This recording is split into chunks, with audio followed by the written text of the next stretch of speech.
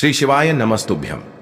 हर हर महादेव। दोस्तों, आप सभी लोग जानते हैं कि 9 अगस्त 2025 यानी शनिवार को पड़ रही है सावन महीने की रखी पूर्णिमा तिथि।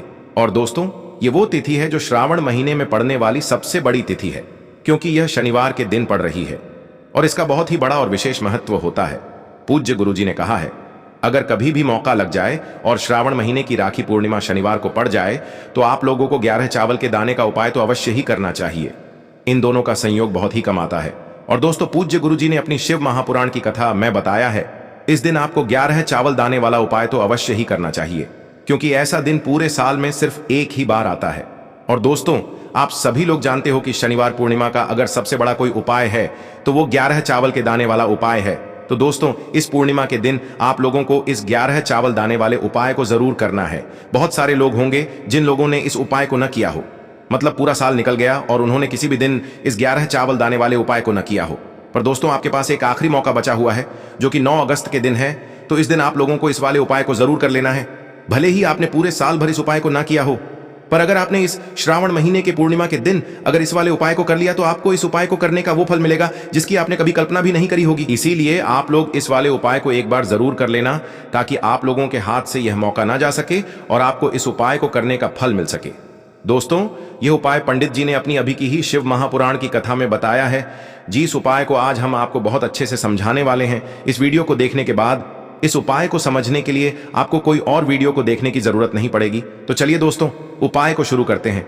देखिए, यह इस श्रावण महीने के शनिवार के दिन यह इतना खास होता है, इतना महत्वपूर्ण होता है। देखा गया है कभी कभी बड़े बड़े पूजा पाठ अनुष्ठान से जो मनोकामना पूर्ण नहीं होते, वो इस श्रावण महीने के पूर्णिमा के दिन एक छोटे से उपाय करने से ही आपकी मनोकामना पूर्ण हो जाती है। और बहुत सारे लोगों ने इस उपाय को किया भी है और उनको इस उपाय को करने का फल भी जरूर मिला है। अगर आप लोग भी इस उपाय को शनिवार पूर्णिमा के दिन करना चाहते हैं तो आप इस उपाय को पहले अच्छे से समझ लेना, सुन लेना, उसके बाद करना। आपको इस उपाय का फल जरूर मिलेगा। और इस उपाय को कर लेने से आपके घर में चाहे किसी भी प्रकार की दुख और समस्या क्यों ना चल रही हो, आपको उसका कारण भी नहीं पता है कि भाई यह समस्या किस कारण से चल रही है, उसका कुछ भी कारण हो सकता है, जैसे पितृदोष हो सकता है या किसी भी तरह का मंगल दोष भी हो सकता है। तो इस दिन आप लोगों को यह वाला उपाय कर लेना है। यह एक ऐसा उपाय है जिस उपाय को अगर किसी विशेष दिन पर किया जाए तो भाई उस विशेष दिन का जो है वह तो हमें मिलता ही मिलता है, पर हमने उस दिन पर इस उपाय को किया है तो हमें उससे भी बड़ा फल मिलता है और फल बहुत जल्दी मिलता है, क्योंकि आप इस उपाय को बहुत ही बड़े और विशेष दिन पर कर रहे हो। तो चलिए अब उपाय के बारे में बात करते हैं, लेकिन उससे पहले आप लोगों को यह जानना आवश्यक है कि आखिर यह उपाय किस समय करना है, किसको करना है और कैसे करना है। तो चलिए हम आगे आपको वीडियो में एक एक करके बता देते हैं। लेकिन उससे पहले अगर आप लोग हमारे चैनल पर नए हैं तो हमारे चैनल को सब्सक्राइब कर लेना और इस वीडियो को लाइक करके कमेंट बॉक्स में श्री शिवाय नमस्तुभ्यम ओम नमः शिवाय जरूर टाइप कर देना। और अपने फायदे के लिए, गरीबी दूर करने के लिए इस वीडियो को पूरा देखकर जाना, तभी आपको लाभ की प्राप्ति होगी। यदि आज आपने वीडियो को बीच बीच में से देखा, काट काट कर देखा, तो आपको जीवन में कभी सफलता हासिल भी नहीं होगी। तो दोस्तों, इस 11 चावल के दाने वाले उपाय को हमें इस पूर्णिमा के दिन कैसे करना है, किसको करना है, किस समय करना है और कहां पर करना है, ये सारे सवालों के जवाब आपको इस वीडियो में मिल जाएंगे। और जो ये वीडियो देखेगा भाई, उसको 11 चावल के दाने वाला उपाय जरूर करना चाहिए, क्योंकि इस दिन एक चावल के दाने का भी बहुत ही बड़ा और विशेष महत्व होता है। और जब बात आ जाए 11 चावल के दाने की, तो ये सोने पे सुहागा वाली बात हो जाती है और ये एक बहुत ही बड़ा उपाय हो जाता है इस शनिवार राखी पूर्णिमा का। तो अब दोस्तों, इस 11 चावल के दाने वाले उपाय को आखिर करना किसको है, सबसे पहले हम लोग वो बात जान लेते हैं। तो देखो, घर की जो बड़ी माताएं बहनें होती हैं, उन माताओं बहनों में से कोई भी एक बड़ी माता बहन इस वाले उपाय को कर सकती है। और दोस्तों, अगर आप चाहें तो अपने घर में से सभी सदस्यों को भी इस उपाय को करवा सकते हैं। अगर किसी व्यक्ति की खुद की कोई मनोकामना है, खुद की कोई दुख और परेशानी है जो कि वह अपने लिए ही करना चाहता है इस वाले उपाय को, तो वह खुद अपने लिए भी कर सकता है। बाकी अगर कोई घर में से ऐसा है जो कि अपने पूरे घर परिवार की सुख और शांति के लिए ये वाला उपाय करना चाहता है, तो भाई वह भी कर सकता है, उसमें भी कोई दिक्कत वाली बात नहीं है। कहने का मतलब ये है कि इस उपाय को हर एक सदस्य भी कर सकता है और पूरे घर परिवार के सदस्य के लिए घर की बड़ी माताओं बहनों में से कोई एक माता बहन भी कर सकती है। माताएं बहनें अगर घर में उपस्थित न हो या वो यह वाला उपाय न कर पा रही हो, तो फिर घर का कोई बड़ा सदस्य भी इस 11 चावल के दाने वाले उपाय को कर सकता है, चाहे फिर वह पुरुष ही क्यों ना हो। उसमें कोई भी दिक्कत वाली बात नहीं है। अब दोस्तों, इस 11 चावल के दाने वाले उपाय को हमें करना कहां पर है? हमें इसे शिव जी के मंदिर में जाकर करना है। बहुत सारे लोग प्रश्न करते हैं हर एक उपाय को करते समय, क्या हम इस उपाय को घर पर कर सकते हैं? तो इस वाले उपाय को आप घर पर नहीं कर सकते हो। इस वाले उपाय को करने के लिए आपको शिव जी के मंदिर ही जाना पड़ेगा। उसके बाद में दोस्तों जो अगला प्रश्न निकल कर आता है वो यह आता है इस उपाय को लेकर कि आखिर इस उपाय को हमें किस समय करना है, सुबह के समय करना है कि शाम के समय करना है? तो देखो, इस वाले उपाय को आप लोग सुबह के समय भी कर सकते हो और शाम के समय प्रदोष काल में भी कर सकते हो। अब अगर आप पूछो कि भाई सबसे उत्तम समय कौन सा रहेगा इस 11 चावल के दाने वाले उपाय को करने का, तो हम आपसे बस यही कहेंगे कि इस उपाय को आप सुबह के समय करेंगे तो ज्यादा बेहतर होगा। बाकी अगर प्रदोष काल शाम के समय भी करेंगे तो भी अच्छा होगा, उसमें कोई भी दिक्कत वाली बात नहीं है। तो अब दोस्तों जो अगली सबसे बड़ी और महत्वपूर्ण बात आती है वो यह आती है कि सुबह अगर हम उपाय को करेंगे तो हमें कितने बजे से लेकर कितने बजे तक के बीच में करना है, और शाम के समय प्रदोष काल में करेंगे तो हमें कितने बजे से लेकर कितने बजे के बीच में करना है। तो देखो, सुबह जितनी जल्दी हो सके आप उपाय को करने की कोशिश करना। बाकी अगर किसी कारणवश लेट भी हो जाओ, थोड़ी देर भी हो जाए, तो 10 या 11 बजे तक भी आप उपाय कर लेना, पर 12 बजे से ज्यादा देरी ना हो, ठीक है?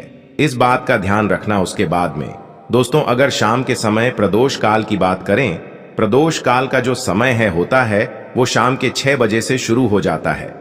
मतलब शाम के 6 बजे से लेकर 7 बजे के बीच का जो समय होता है ये समय प्रदोष काल का समय होता है।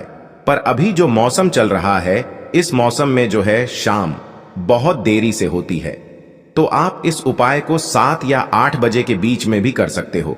मतलब शाम के 6 बजे से रात 8 बजे के बीच में आप कभी भी इस वाले उपाय को कर सकते हो, उसमें कोई भी दिक्कत वाली बात नहीं है। अब दोस्तों यहां पर इस उपाय को लेकर एक और सबसे बड़ी बात यह निकल कर आती है कि इस 11 चावल के दानों को हमें लेना कहां से होता है, और हमें इस उपाय को करने के साथ में क्या और कुछ भी सामग्री ऐसी होती है जो शिव जी के मंदिर लेकर जानी पड़ती है। तो देखो यहां पर हम आपको बता दें, सबसे पहले आप लोग ये जान लो कि यह जो 11 चावल के दाने वाला उपाय है, सिर्फ और सिर्फ आप उपाय की सामग्री लेकर कभी भी शिव जी के मंदिर मत जाना, क्योंकि हमें भगवान के सामने यह नहीं दर्शाना है कि अगर हम भगवान शिव जी के मंदिर आए हैं तो अपने फायदे के लिए आए हैं। तो इसलिए जो भी पूजन सामग्री है उपाय सामग्री है। 11 चावल के दाने, इसके साथ में आपको पूजन सामग्री भी जरूर लेकर जाना है। देखो, अगर सुबह के समय उपाय कर रहे हो तो सीधी सी बात है, 1 लोटा जल तो आप लेकर जाओगे ही जाओगे। वही 1 लोटा जल अगर मिट्टी का जल हो तो बहुत अच्छा रहेगा। मिट्टी का जल कैसे बनाया जाता है इसके लिए हमने पहले से बहुत सारी वीडियोस बना दी है। आपके पास इस दिन एक आखिरी मौका रहेगा मिट्टी का जल शिव जी पर चढ़ाने का और उपाय को करने का। बहुत बड़ा आपको इस दिन फल मिलेगा।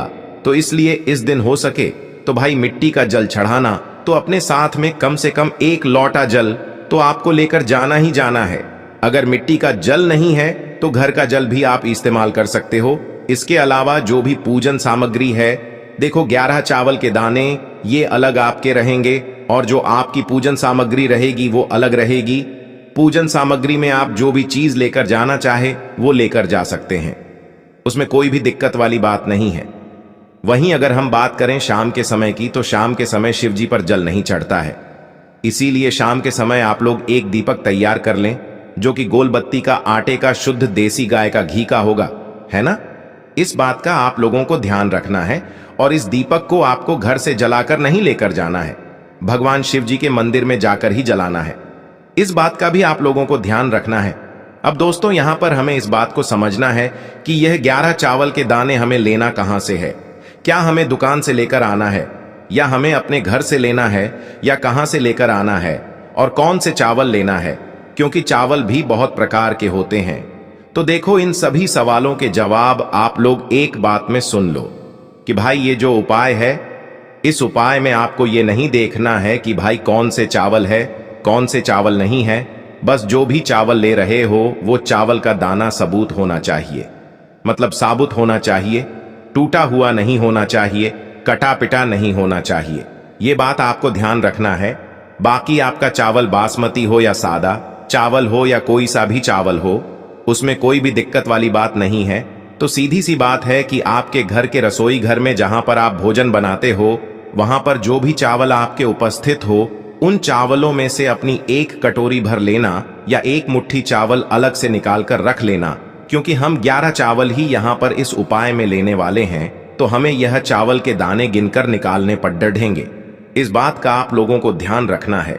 तो अपने उस चावल की कटोरी में से या चावल में से 11 ऐसे चावल के दाने आप लोग निकाल लो जो कि टूटे हुए ना हो, कटे पिटे ना हो, जिनमें कोई दाग ना लगा हुआ हो, है ना। अच्छे साबुत चावल के दाने 11 दाने आप लोग निकाल कर रख लो और इन्हें किसी भी एक कागज की पुड़िया में या किसी एक छोटी सी कटोरी में आप लोग रख लो, ताकि यह सुरक्षित रहे। आपके एक भी चावल का दाना इधर उधर ना हो और आपका उपाय भी पूरा अच्छे से हो जाए। तो भाई जैसे ही आपका उपाय की जो सामग्री है 11 चावल के दाने ये तैयार हो जाते हैं, उसके बाद मैं आपको जो भी अपनी पूजन सामग्री है सुबह के समय कर रहे हो, तो 1 लोटा जल या पूजन सामग्री जो लेकर जाना चाहो उसकी भी तैयारी कर लेना। और शाम के समय जा रहे हो तो भाई अपना जो दीपक है उसे तैयार कर लेना, ठीक है। और उपाय को करते समय शुद्धता का विशेष रूप से ध्यान रखना, ठीक है। सुबह सुबह स्नान करने के बाद ही उपाय को करने की आप लोग तैयारी करना। उसके बाद अगर शाम के समय की बात करें तो शाम के समय आपको स्नान करने की जरूरत नहीं है, पर शुद्धता का ध्यान रखना है।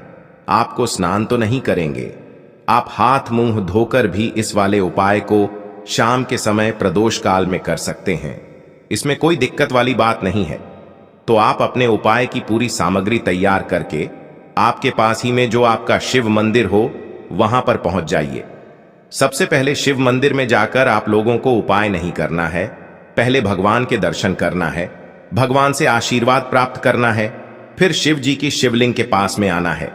शिवलिंग के पास में आने के बाद आप जो पूजन सामग्री लेकर आए हुए हैं, जैसे कि सुबह गए हुए होंगे तो 1 लोटा जल और जो भी पूजन सामग्री लेकर आए हैं आप उनसे भगवान शिव जी की पूजन कीजिए। सबसे पहले तो 1 लोटा जल ही चढ़ेगा, उसके बाद में आपकी पूजन सामग्री चढ़ेगी।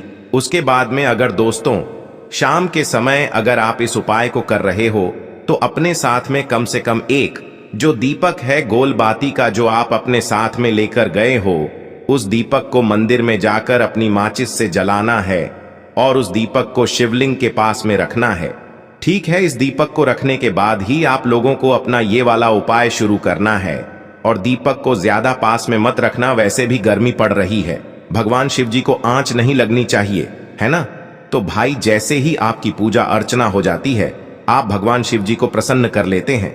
उसके बाद में शिवलिंग के पास ही में आप कहीं पर बैठ जाइए, सामने या आसपास जिस जगह पर आपको बैठना हो वहां पर बैठ जाइए और अपने वह 11 चावल के दाने अपने सामने निकाल कर रख लीजिए, क्योंकि अब यहाँ पर उपाय को यहाँ पर करने की आपको तैयारी करना है। और इस तरीके से जब आप उपाय करेंगे, पूजन सामग्री करने के बाद, पूजन अर्चना करने के बाद, तो आपको उपाय का फल बहुत जल्दी और बहुत बढ़ा होकर मिलेगा।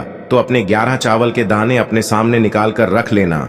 और यह जो उपाय है यह आपकी सीधे हाथ की हथेली से होगा, इसलिए इस बात का भी विशेष रूप से ध्यान रखना है। तो सीधे हाथ की हथेली का प्रयोग करके ही आप लोग अपना इस वाले उपाय को करना। अपने सामने जो भी आपकी कागज की पुड्डियां है उसको खोल कर रख लो, या कटोरी है तो भाई उसे अपने सामने रख लो और अपने वह 11 चावल के दाने निकाल लो, ठीक है।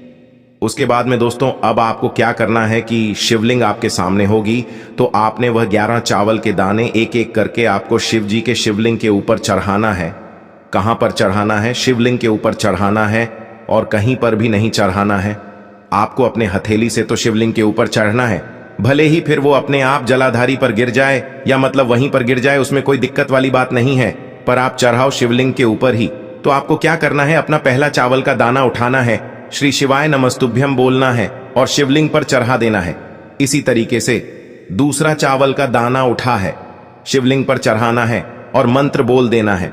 और फिर तीसरा चावल का दाना उठाना है, श्री शिवाय नमस्तुभ्यम बोलना है और चढ़ा देना है। इसी प्रकार से आपको पूरे 11 चावल के दाने एक एक करके शिव जी के शिवलिंग के ऊपर चढ़ाना है और भगवान से प्रार्थना करते जाना है। मतलब प्रार्थना तो आपको आखिरी में करना है, पर हर एक चावल के दाने को चढ़ाते समय श्री शिवाय नमस्तुभ्यम जरूर बोलना है। उसके बाद ही में यह चावल का दाना शिवलिंग के ऊपर आपको चढ़ाना है। जैसे ही आपके 11 चावल के दाने शिवलिंग के ऊपर चारहच जाते हैं तो भाई उसके बाद में आपको क्या करना है, भगवान से अपनी मनोकामना बोलना है। मनोकामना भी कब बोलना है, जब आपका 11 चावल का दाना आपके सीधे हाथ की हथेली में हो और आप उसे चढ़ाने के लिए जा रहे हो। श्री शिवाय नमस्तुभ्यम बोलकर उस आखिरी चावल के दाने को शिवलिंग के ऊपर चढ़ा देना और भगवान से फिर अपनी वह मनोकामना बोल देना, जिस मनोकामना के लिए आप लोग अपना यह वाला उपाय कर रहे हो, जिस भी दुख और परेशानी के लिए आप लोग अपना यह वाला उपाय कर रहे हो। उसके बाद में जैसे ही आप अपनी मनोकामना बोल देते हो, आपका यह वाला उपाय पूरा हो जाता है। पर दोस्तों, उपाय को करने के बाद आप लोगों को 2 मिनट भगवान शिव जी के मंत्र का जाप जरूर करना है। और मंत्र का जाप करने के बाद भगवान से एक और बार प्रार्थना करना है अपनी मनोकामना के लिए या अपनी जो भी दुख और परेशानी है उसके लिए। इसके बाद में आप लोग भगवान को देखकर, भगवान से प्रार्थना करके, उनसे आशीर्वाद लेकर वहां से उठ सकते हैं और अपने घर पर जा सकते हैं। बस दोस्तों, यहां पर यह वाला उपाय पूरा हो जाता है।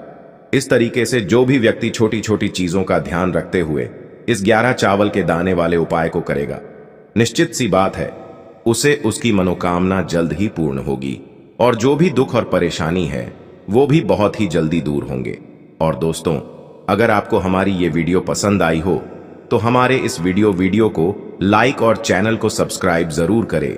हर हर महादेव, ओम नमः शिवाय।